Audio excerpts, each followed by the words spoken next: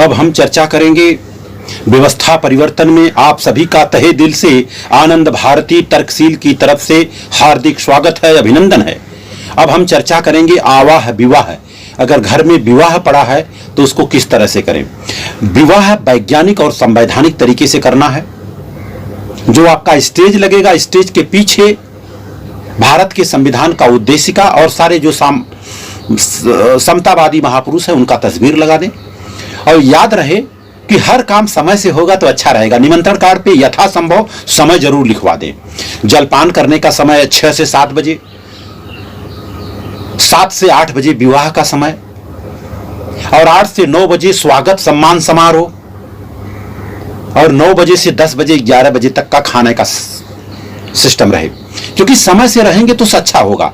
हमारे यहाँ उत्तर प्रदेश और बिहार में देखा गया है कि लोग 11-12 बजे पहुंचते हैं, खाना खाए निकल गए, लेकिन वो सब एकदम गलत होता है। सिर्फ और सिर्फ वो खाने के लिए लोग जाते हैं, बाकी उस कुछ मतलब नहीं रहता। तो आप लोगों से निवेदन है कि शादी संवैधानिक और वैज्ञानिक तरीके से करें।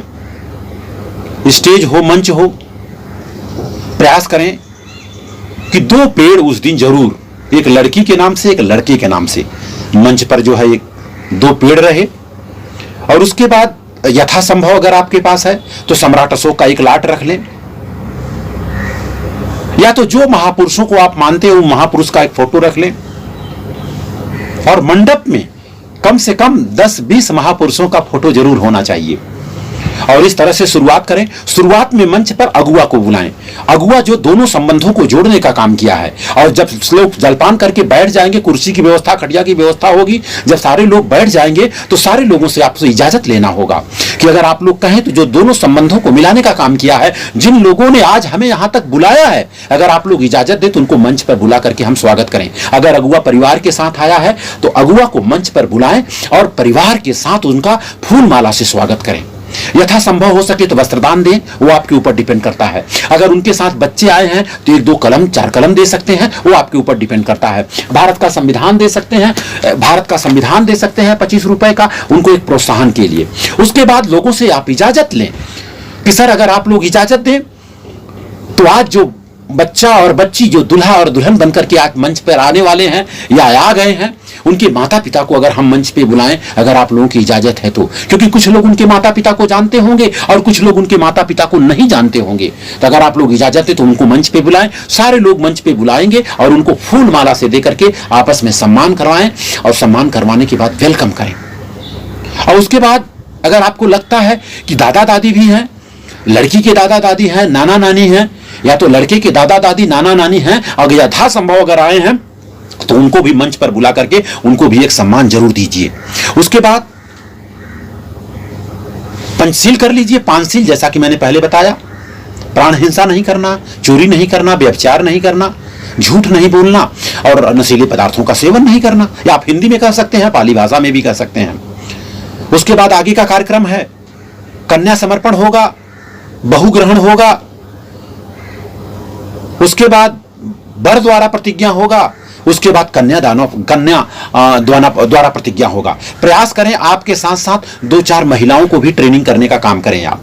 और उसके बाद जैसे ये सब सारा कार्यक्रम हो जाता है, 1 घंटा लगेगा, तो उसमें आप क्या करिए, उस पंडाल में जितनी विधवा महिलाएं होंगी सबसे पहले मंच पर उनको बुलाइए, उनको एक सम्मान दीजिए। फूल माला हो तो फूल माला देकर के, इस तरह से पंचशील हो तो पंचशील देकर के, अगर आपको जमे तो एक रुमाल भी आप दे सकते हैं, एक अगर आप चाहें तो उनको टॉवेल दे सकते हैं, वो आपके ऊपर डिपेंड करता है। उनको सम्मान देने के बाद फिर उसके बाद बच्चे और बच्ची को आशीर्वाद देंगे वो लोग। उसके बाद जो 60 साल से ज्यादा के लोग हैं, जो बुजुर्ग हैं, हकीकत सच्चाई ये है, उनका भी आप सम्मान करें। फूल माला से, पंचशील से कर दें। यथासंभव हो सके तो रुमाल और टॉवेल दे सके तो आप दे दें। और उसके बाद जो खाने की शुरुआत होगी, आप शुरुआत उनसे कराएं, उनको टेबल पे बैठा करके खिलाएं और अपने लोग कुछ मिल करके उनको खाना खिलाएं, उनको हमेशा सम्मान दें। आप लोगों से निवेदन होगा कि देखिए, मरने के बाद जो भी हम करते हैं पाखंड है, सारा चीज पाखंड है। और शादी में चाहे लड़की वाला हो चाहे लड़के वाला, जिसको आप निमंत्रण दें, निमंत्रण में सही समय लिखा हो, और उनसे हाथ जोड़ करके विनती करें कि समय से पहले परिवार के साथ आपको आना है। क्योंकि उत्तर प्रदेश और बिहार में देखा गया है कि लड़की की शादी में सिर्फ निमंत्रण देने आते हैं, 50 रुपए का जलपान करते हैं, 100 रुपया देकर के निकल जाते हैं, उनसे वर वधू से कुछ लेना देना नहीं होता। जबकि निमंत्रण कार्ड पे लिखा होता है सही समय पर पधार कर वर वधू को आशीर्वाद दें तथा हमें अनुग्रहित करें। लेकिन न वहां वर है, न वधू है, न दूल्हा है, न दुल्हन है। पैसा दिए, खाना खाए, निकल गए। प्रयास करें ये सब लेन देन वाला, उधार लेन देन वाला काम न करें। अगर उधार ही लेना है तो 2-4 लोगों से उधार ले लें, 100 लोगों को उधार लेने की जरूरत नहीं है। कम लोगों को बुलाएं लेकिन परिवार के साथ बुलाएं। देखिए आपकी बेटी की शादी है, आप खाना नहीं खिला रहे हैं, लेकिन अगर वही 10, 20, 25 दिन बाद अगर मान लीजिए आपके पिताजी, आपके दादाजी कोई गुजर जाता है तो 2000 लोगों को खाना खिलाते हैं। आप तर्क करिए, अगर बदलाव लाना चाहते हैं तो आप तर्क करिए कि बेटी की शादी में खाना खिलाने के लिए सक्षम नहीं है, लेकिन कोई मर जाता है तो खाना खिलाते हैं। आप लोगों से निवेदन होगा कि मृत्यु भोज का बहिष्कार करें, प्रीत भोज स्वीकार करें। धन्यवाद, आपने मेरी बातों को सुना, उसके लिए बहुत बहुत